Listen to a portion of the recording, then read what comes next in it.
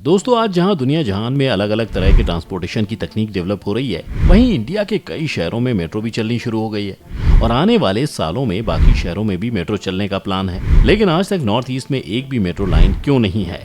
ये बात हम में से ज्यादातर लोगों को परेशान करती है कि आखिर नॉर्थ ईस्ट में मेट्रो क्यों नहीं है।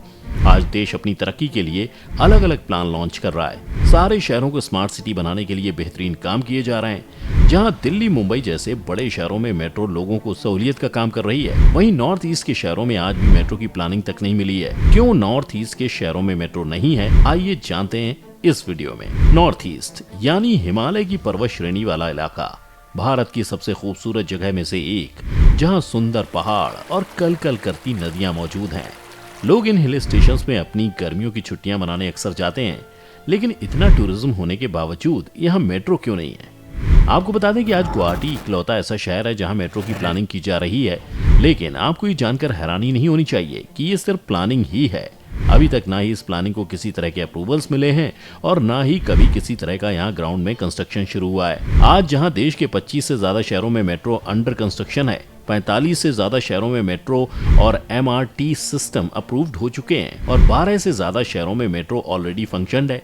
ऐसे में क्यों नॉर्थ ईस्ट को इन सारे डेवलपमेंट से बाहर रखा जा रहा है? क्या है इसके कारण?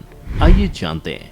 जैसा कि हम सभी जानते हैं कि किसी भी प्लानिंग को अप्लाई करने से पहले हमें उसके क्राइटेरियाज को देखना होता है। एक सिंपल से एग्जांपल से समझते हैं। अगर हमें किसी भी नदी पर बांध बनाना है तो उसका क्राइटेरिया ये होता है कि वहाँ की जमीन मजबूत हो जिससे बांध टिक सके, और बांध उसी जगह बनाया जाता है या नदी के उसी इलाके में बनाया जाता है जहाँ बांध ठहरा रहे और बाढ़ जैसी सिचुएशन में मजबूती से टिका रहे। अब मेट्रो के भी बहुत सारे क्राइटेरियाज होते हैं, क्योंकि ये आज की तकनीक है, कुछ ग्लोबल लेवल पर और हमारे इंडिया के लेवल पर भी, क्योंकि इंडिया का क्लाइमेट और जियोग्राफी अलग अलग राज्यों में बदलती रहती है। सबसे पहले क्राइटेरिया ये है कि मेट्रो उन्हीं एरियाज में सस्टेनेबल होता है जहां शहर की पॉपुलेशन लगभग 4 मिलियन के करीब हो, यानी कि 40 लाख तक वहां की जनसंख्या होनी चाहिए, ताकि अगर वहां मेट्रो फंक्शन होता है तो टिकट की सेल्स अच्छी हो, मेट्रो का सही इस्तेमाल हो और मेट्रो के इस्तेमाल से लगभग इतना तो रेवेन्यू जनरेट हो जाए जिससे मेट्रो का मेंटेनेंस वगैरह आराम से हो जाए। लेकिन नॉर्थ ईस्ट के ज्यादातर शहरों की पॉपुलेशन इतनी क्या इसके आसपास भी नहीं है। अगर हम गुवाहाटी की ही बात कर लें तो वहाँ की पॉपुलेशन सिर्फ 9.5 लाख यानी सिर्फ 1 मिलियन के ही करीब है। अब अगर दिल्ली से शहर का कंपटीशन किया जाए तो गुवाहाटी दिल्ली से 11 गुना छोटी है, तो इस क्राइटेरिया से गुवाहाटी सब तरीके से बाहर हो जाता है। अब दूसरा इसमें क्राइटेरिया आता है पॉपुलेशन डेंसिटी का। पहले क्राइटेरिया की तरह ही है, लेकिन आपको बता दें कि इसका सबसे बड़ा रूल ये है कि कम एरिया में ज्यादा लोग रहते हों, ताकि मेट्रो का इस्तेमाल सही तरीके से किया जा सके, और इसके लगभग 1 स्क्वायर किलोमीटर में लगभग 10,000 लोग होने चाहिए, तभी मेट्रो नेटवर्क सक्सेसफुल हो सकता है। अब अगर गुवाहाटी की बात करें तो वहाँ सिर्फ 2,695 लोग पर स्क्वायर किलोमीटर में आते हैं, यानी इस शहर में जनसंख्या काफी फैली हुई है और ये छितरा सा इलाका है। ये काफी ज्यादा घनी आबादी वाला शहर नहीं है।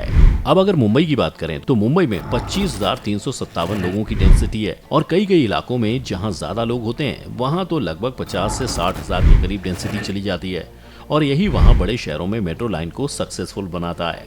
अब बात आती है कि शहर कितनी दूरी में फैला हुआ है, यानी शहर का एरिया कितना बड़ा है। अब छोटे शहरों में मेट्रो काम इसलिए नहीं कर पाता क्योंकि जहां आप कार या बस से जल्दी पहुंच सकते हैं, तो वहीं आप टिकट लेकर 10 से 15 मिनट मेट्रो स्टेशन में इंतजार में खड़े क्यों होंगे? क्योंकि ये किसी भी तरह से लॉजिकल नहीं होगा। अगर लॉजिकल तरीके से देखा जाए तो एक मेट्रो स्टेशन से दूसरे स्टेशन की दूरी लगभग 10 से 12 किलोमीटर की होनी चाहिए। बड़े शहरों में एक जगह से दूसरी जगह पहुंचने में काफी वक्त तो लगता ही है, साथ ही ट्रैफिक का भी सामना करना पड़ता है, इसलिए उनके लिए मेट्रो कारगर उपाय है। वहीं गुवाहाटी का सिर्फ 2016 किलोमीटर का एरिया है जहां आप बस और बाकी लोकल ट्रांसपोर्टेशन के जरिए ज्यादा आसानी से पहुंच सकते हैं। अब नॉर्थ ईस्ट के सारे शहर छोटे ही होते हैं, क्योंकि पहाड़ों और नदियों की लोकेशन की वजह से ज्यादा बड़े शहर बसाए नहीं जा सकते और ना ही वहां जाकर रहने की सुविधाएं उपलब्ध कराई जा सकती हैं, क्योंकि वहां सिचुएशन ही ऐसी होती है, वहां की ज्योग्राफी ही ऐसी होती है कि रहना मुश्किल होता है।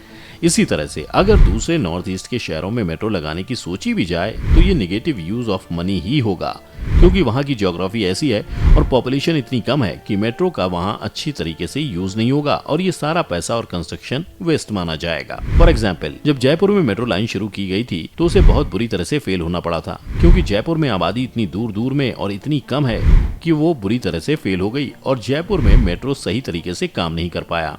इसका एक कारण ये भी है कि मेट्रो की प्लानिंग सही तरीके से वहां नहीं की गई थी। दरअसल मेट्रो उन्हीं शहरों में लगाया जाता है या इसका कंस्ट्रक्शन सिर्फ उन्हीं शहरों में शुरू होता है जहां आने वाले 4-5 सालों में उस शहर को मेट्रो की जरूरत हो या वहां की पॉपुलेशन इतनी हो जाए कि मेट्रो का इस्तेमाल सही तरीके से हो। लेकिन नॉर्थ ईस्ट के शहरों में आगे ऐसा कोई मामला देखने को नहीं मिलता है। जैसा कि हमने आपको पहले ही बताया था, नॉर्थ ईस्ट की सबसे बड़ी दिक्कत है उसकी जियोग्राफिकल कंडीशन।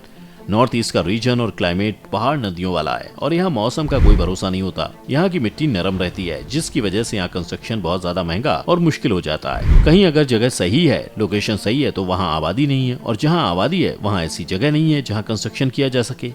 आए दिन हमें नॉर्थ ईस्ट से कहीं लैंडस्लाइड तो कहीं बाढ़ और कोई ना कोई दुर्घटना के मामले सुनाई देते हैं। ऐसे में वहाँ मेट्रो का सपना ही रह जाएगा लगता है। लेकिन नॉर्थ ईस्ट में बहुत सारे दूसरे ऑप्शंस अवेलेबल हैं जो मेट्रो से कई गुना ज्यादा अच्छे ट्रांसपोर्टेशन के तरीके साबित हो रहे हैं। खैर, कंस्ट्रक्शन का अप्रूवल अभी तक किसी भी नॉर्थ ईस्ट के शहर में नहीं मिला है, जिससे ये साफ पता चलता है कि अभी तो फिलहाल यहाँ के किसी भी शहर में मेट्रो का चलना मुमकिन नहीं है। अब बात करें जहां मेट्रो सक्सेसफुली चल रहे हैं, तो सबसे पहले बात करते हैं हमारे देश की राजधानी दिल्ली की। अगर आप दिल्ली में रहने वाले हैं या आप कभी दिल्ली गए हैं और मेट्रो की सवारी की है, तो आप बिल्कुल जानते होंगे कि मेट्रो स्टेशन कितने साफ सुथरे और खूबसूरत होते हैं और वहां उतनी ही भीड़ भी होती है।